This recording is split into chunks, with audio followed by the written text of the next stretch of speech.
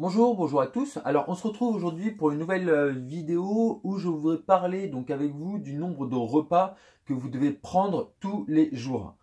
Alors je continue en fait de me former sur le mode de vie paléo, mode de vie et non pas régime.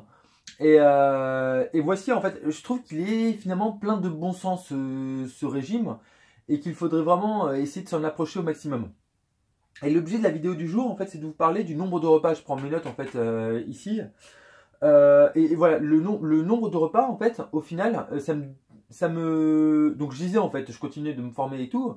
Et en fait, je suis tombé sur un passage où l'auteur, en fait, parlait du nombre de repas que l'on doit prendre chaque jour. Et en fait, qu'est-ce qu'on nous dit? C'est qu'en fait, la base actuellement, c'est nous dire en fait, il faut prendre 3 repas par jour. Le petit déjeuner, le déjeuner et le dîner, éventuellement un petit goûter, donc ça fait 3,5, 4 quoi. Et voilà, en fait, il faut vraiment ça.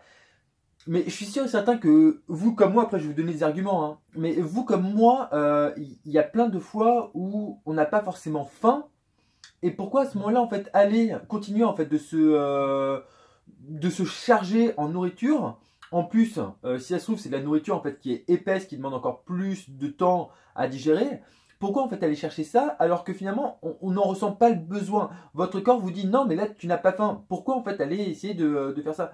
Et je trouve que c'est du bon sens. Parce qu'avec du bon sens, finalement, on se rend compte que bah il n'y a pas forcément. Il y a pas, enfin, avec du bon sens, on peut faire plein de belles et de bonnes choses. Et typiquement, par exemple, voilà, qu'est-ce qu'on nous dit en fait aujourd'hui, ce qui circule dans l'air au sujet de ces 3 repas? C'est que c'est simple, si vous sautez l'un des 3 repas, vous êtes assuré d'avoir des fringales, un faible taux d'énergie, pas de patates, un risque de boulimie future. Vous allez récupérer en fait à l'avenir en fait bah, tout ce que vous n'aurez pas mangé en fait auparavant. Et voilà, vous serez en fait au ralenti, etc., etc. Alors qu'en fait, je me dis en fait que c'est totalement, c'est quelque chose qui n'est pas clair. Encore une fois, si vous n'avez pas faim, pourquoi vous devriez aller manger si votre corps, si vous ressentez que vous n'avez pas faim? Laissez-le en fait faire comme ça. Il vous envoie en fait un signal. C'est la même chose en fait pour la soif. Vous savez très bien quand est-ce que vous avez soif, quand est-ce que vous n'avez pas soif. Pourquoi je suis sûr et certain que vous n'allez pas boire de l'eau à certains moments de votre journée. Vous n'allez pas boire de l'eau en fait 10 fois par jour. Vous ne comptez pas en fait, vous buvez lorsque vous avez soif. Et c'est exactement la même chose pour la nourriture. Pourquoi aller manger lorsque vous n'avez pas faim? En fait au final c'est idiot. Et en fait, ce qu'il faudrait faire, c'est plutôt donc s'écouter et essayer de manger de manière régulière et juste de manière à faire en sorte que le taux de sucre dans votre sang, donc le taux d'insuline en fait,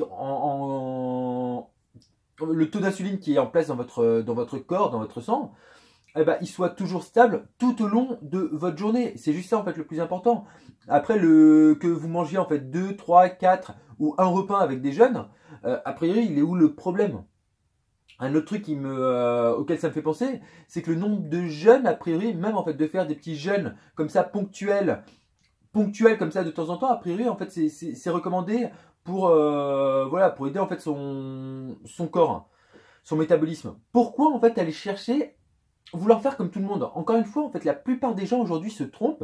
Et pourquoi je dis ça? Parce qu'en fait, la plupart des gens aujourd'hui développent du diabète, développent en fait du surpoids et tous les problèmes qui s'en suivent, maladies cardiovasculaires, etc., etc.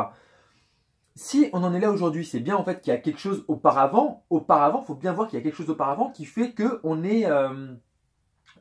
a amené à ce résultat-là. Il faut peut-être modifier en fait des choses auparavant, revenir à une nourriture plus naturelle, une nourriture qui n'existait même pas. Vous vous rendez compte que la nourriture d'aujourd'hui n'existait même pas il y a 50 ans ou 100 ans? Elle a totalement changé, elle a totalement varié, enfin, elle s'est totalement, on est vraiment passé du blanc au noir de A à Z, quoi. C'est juste un truc de malade. Donc pensez bien à ça et faites-moi plaisir en fait de vous écouter un peu plus. Enfin, moi personnellement, c'est ce que je vais essayer de faire. Plus de m'écouter, de voir en fait quand j'aurai faim, bah je mangerai. Si j'ai faim et que je suis à un moment donné où je peux pas trop faire à manger, bah j'attendrai en fait le jour suivant ou un peu plus tard. Ce sera très bien pour mon corps. Et voilà. Mais pourquoi en fait se forcer à manger. Pensez-y, c'est la même chose pour vous. Essayez de mettre ça en place. Écoutez-vous. Votre corps, en fait, c'est le meilleur. C'est votre meilleur ami si vous savez, en fait, si vous savez l'écouter, ce sera votre meilleur ami. Si vous ne l'écoutez pas, ce sera votre pire ennemi. Il va vous emmener, en fait, il va vous faire des trucs de ouf. Donc, pensez à ça et voilà, soyez vigilants avec ça. Moi, j'ai bien aimé, en fait, ça, cette précision sur le nombre de repas. Je pense que c'était nécessaire et utile. Pour moi, j'y avais pas pensé, et pour vous aussi, en fait, voilà, je partage avec vous, et voilà. Donc moi, je vais essayer de mettre ça en place. Je vais essayer de faire attention, de m'écouter un peu plus. Faites-le, dites-moi ce que vous en pensez, et voilà. On se retrouve très vite pour une nouvelle vidéo. Ciao!